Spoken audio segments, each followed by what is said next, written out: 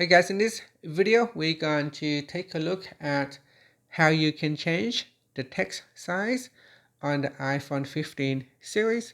First, let's go back to the home screen by swiping up at the bottom of the screen. Now on the home screen, tap on Settings. Next, in the Settings page, we scroll down and then tap on Display and Brightness. In here, tap on Text Size.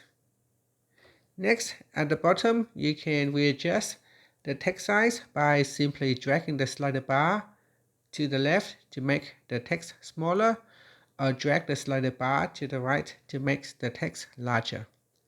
And that's it. So select a text size that you would like to use, then finally swipe up to return back to the home screen.